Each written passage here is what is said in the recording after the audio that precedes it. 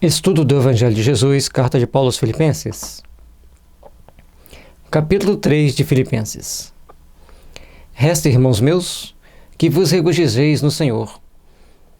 Não me aborreço de escrever-vos as mesmas coisas, e é segurança para vós. Guardai-vos dos cães, guardai-vos dos maus obreiros, guardai-vos da circuncisão. E Paulo vai trazendo mais um conjunto de esclarecimento aos filipenses para ter zelo com o Evangelho, para ter zelo com aquilo que Jesus ensinou e se livrarem de alguns preconceitos, de alguns conceitos mais antigos. Porque Paulo ali lhe trazia para as pessoas a necessidade de todos procurarem compreender o Evangelho. Porque a circuncisão somos nós, que servimos a Deus no Espírito e nos gloriamos em Jesus Cristo e não confiamos na carne.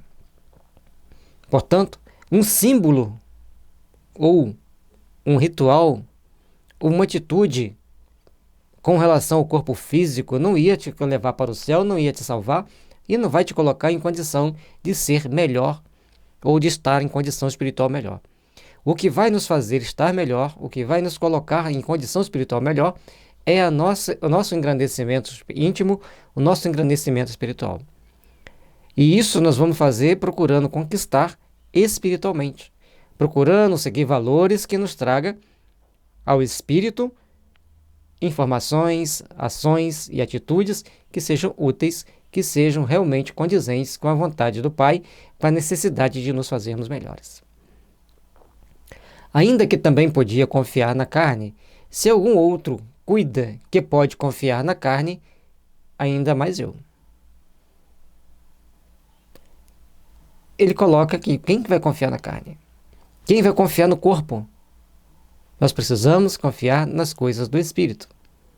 E ele coloca, agora ele vai dar a descrição dele, aquilo que ele vivenciou, aquilo que ele precisou.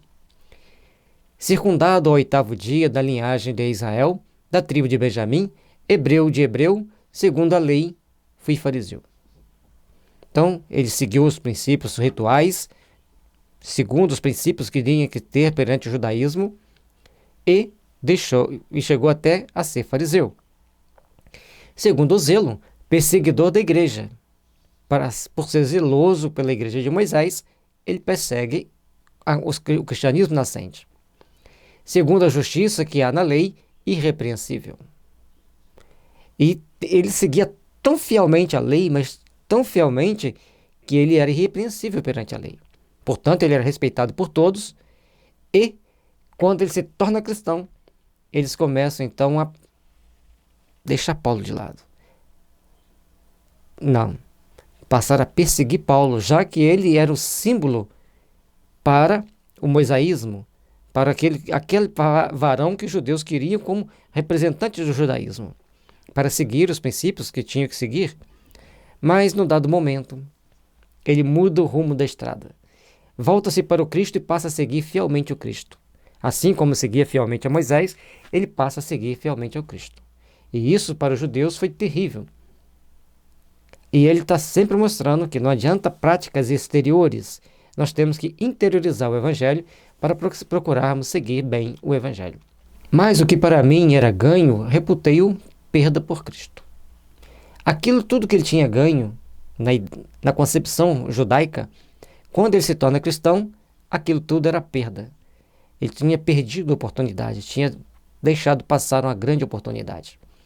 E, na verdade, tenho também por perda todas as coisas, pela excelência do conhecimento de Cristo Jesus, meu Senhor, pelo qual sofri a perda de todas essas coisas e as considero como esterco, para que possa ganhar o Cristo. Aqui foi pesado na colocação dele, mas é o que ele ensinava. Então nós temos que entender que para ele convencer as pessoas a serem cristãs naquela época, ele tinha que ser muito firme. Porque o conceito enraizado neles, uns vindo do paganismo, não tinham um conceito religioso mais purificado como o judeu. E os judeus tinham um conceito muito radical e que seguiam fielmente aquele conceito radical. Então eles focavam muito para um lado. E ele queria que eles soubessem mediar as situações, viver bem em cada uma daquelas situações.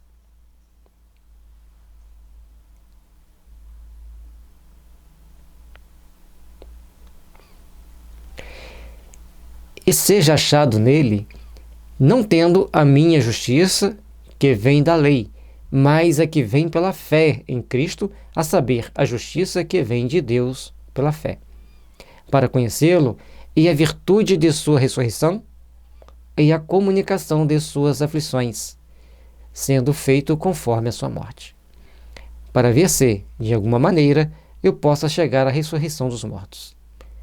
A partir do momento que ele passa a seguir o Cristo, ele passa a seguir fielmente, deixa de seguir a lei para desenvolver um sentimento de amor, um sentimento de fé. E aí ele mostra-nos que nós devemos procurar saber seguir ao Cristo e essa justiça que vem de Deus e não dos homens. E ali então ele tem que desenvolver cada vez mais a virtude para que naquele dia ele possa ressuscitar dos mortos. Essa ressurreição dos mortos é você estar no plano espiritual cônscio e pleno de que você é espírito, de que você está vivendo a vida espiritual. Não é que você vai levar seu corpo para o mundo dos espíritos, que é impossível. Seu corpo vai apodrecer, vai ser decomposto, vai ser reintegrado à terra. Mas o teu espírito vai buscar a ascensão. E morto para os orientais é quando você só procura as coisas materiais, conforme vai chegar lá no final, ele vai dizer. E ressurreição, você está vivo, renascendo, é você estar desperto para as coisas espirituais. Isso é viver para os orientais. Não que já a tenha alcançado ou que seja perfeito, mas prossigo para alcançar aquilo para o que fui também preso por Cristo Jesus. A partir do momento que ele se sente aprisionado ao Cristo, ele vive prosseguindo, vai caminhando, buscando o seu aperfeiçoamento, buscando o seu aprimoramento. O tempo todo ele está procurando aperfeiçoar-se, aprimorar-se. Irmãos, quanto a mim, não julgo que o haja alcançado, mas uma coisa faço, e é que, esquecendo-me das coisas que atrás ficam, e avançando para as que estão diante de mim, prossigo para o alvo, pelo prêmio da soberana vocação de Deus em Cristo Jesus. Prossigo para o alvo. Você está prosseguindo para o alvo? E a palavra pecado é errar o alvo. Enquanto você erra o alvo, você cria uma condição de adoecimento que você leva para outras vidas. Além de ter que reparar nesta vida, você leva também uma fração para outras vidas, para que você, vida após vida, comece a reparar.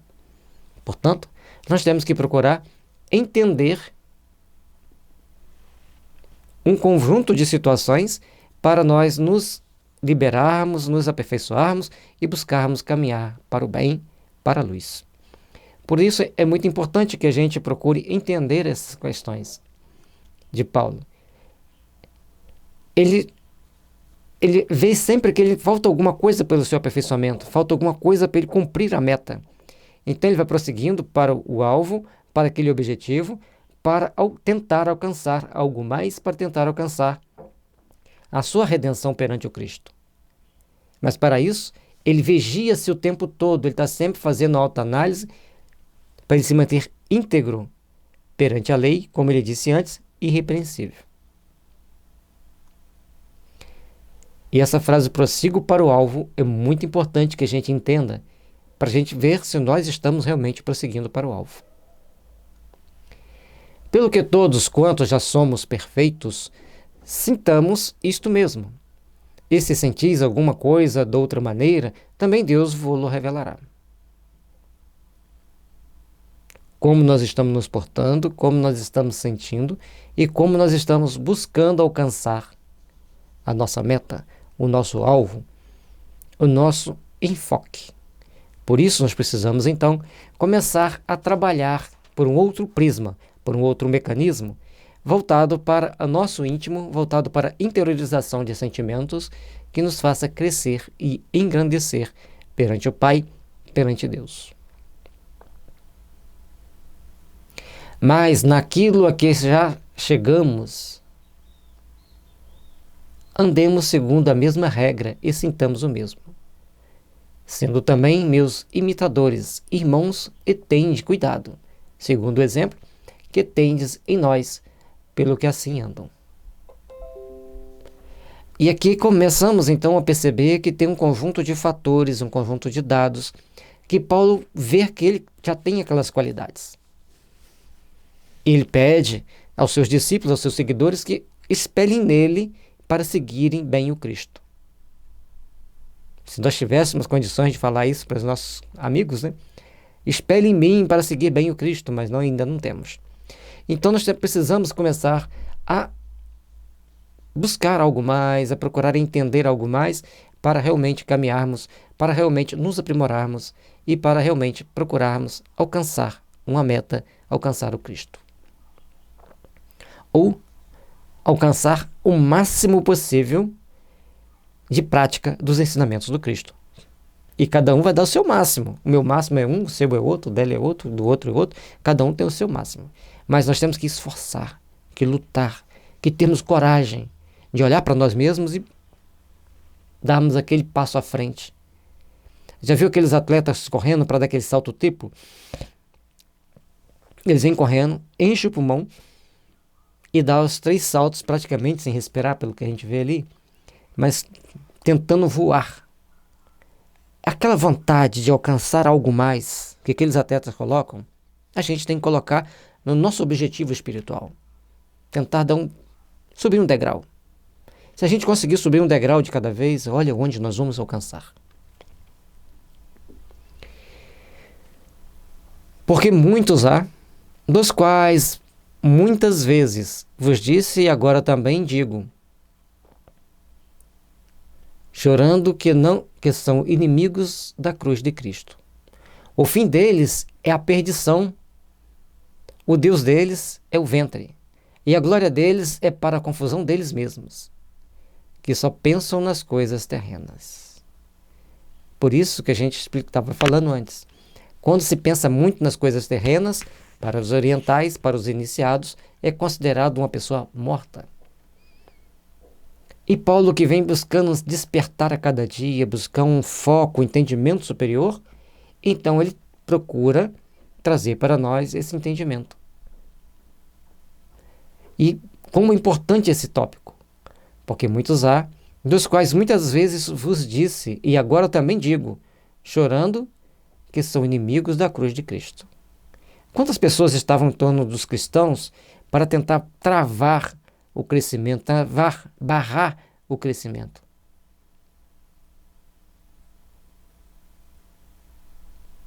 Dentro da doutrina espírita, dentro da Igreja Católica, dentro do protestantismo, dentro do budismo, dentro de qualquer religião, vai ter sempre aqueles que tentam travar o processo de evolução.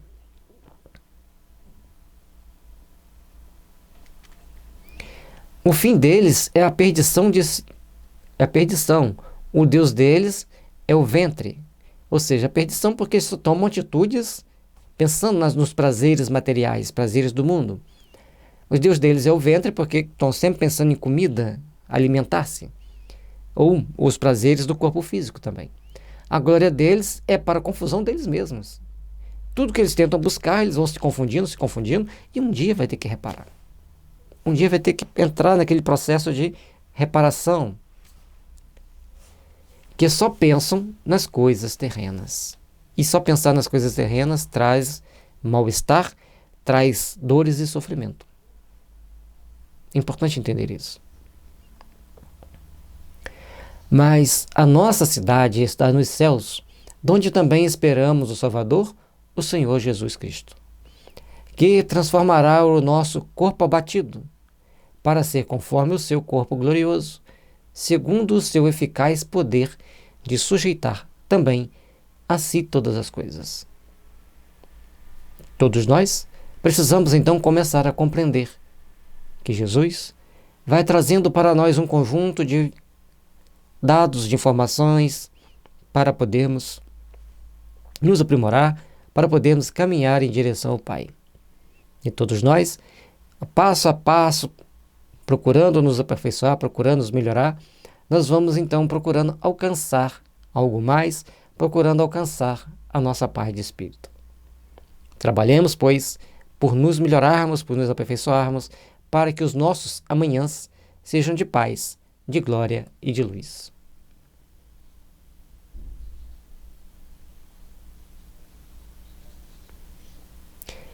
E transformarmos-nos pelo poder do Cristo, pelas ações dentro do Evangelho do Cristo, para sermos realmente melhores, para sermos aqueles que nos aproximam do Pai. Que as bênçãos de Jesus estejam nos envolvendo e fortalecendo, que tenhamos sempre a disposição de amar e servir na construção de um mundo melhor. Paz e luz, que as bênçãos de Jesus estejam nos envolvendo nossos lares e todo o nosso ambiente por onde circundarmos. Deixe seu joinha, inscreva no nosso canal, compartilhe com seus amigos. Muito obrigado.